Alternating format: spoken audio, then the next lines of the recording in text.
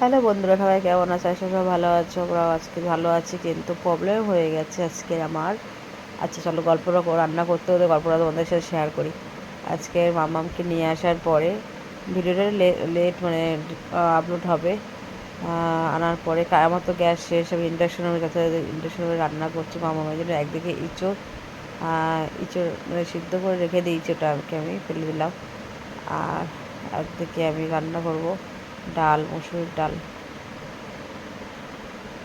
ডাল টক ডাল করছি। এর ভেতর মামামের বায়না এখন আম মাখা খাবে, ওর জন্য একটু আম মাখা করে দিচ্ছি। কারণ মামা বাড়ির থেকেও কি আম মাখা খাওয়া শিখেছে।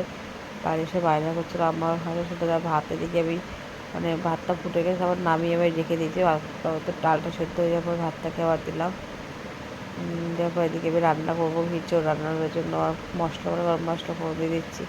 কিন্তু যাই হোক, রান্নাটা আজকে রান্নার পরে যে কত সমস্যা হয়েছে এখন মনে হচ্ছে যে যা মানে কে কারেন্টের কাজ করে ভালো, আমার এখন তাকে দরকার। মানে এত অসুবিধা ঘরে হয়ে গেছে আবার কারেন্টের। এদিকে কিছুটা রান্না করে ফেলছি। যাই হোক, গ্যাস নেই, ব্ল্যাকে গ্যাসটা আর সমস্যা। ব্ল্যাকে গ্যাসটাও পাওয়া যাচ্ছে, যদি কারো ব্ল্যাকে গ্যাস দেওয়ার দরকার একটু যোগাযোগ করে তাহলে খুব ভালো হয় আমার। অন্তত গ্যাসটা পাবো। আর এদিকে রান্না কমপ্লিট করে রেখে এদিকে টক ডালও হয়ে গেছে। আর এদিকে মিক্সারটার আমার মানে ইন্ডাকশন ওভেনে আর ফ্রিজের একই বোর্ড চলে। তার জন্য মানে ফ্রিজটাকে বন্ধ রেখে আমি ইন্ডাকশন ওভেন চালাচ্ছি। আবার যদি ইন্ডাকশন ওভেন বন্ধ রাখি মিক্সার চালাতে, তার দুটো ভীষণ প্রেশার পড়ে। আর প্রেশার পড়লেও কাজ হচ্ছে না।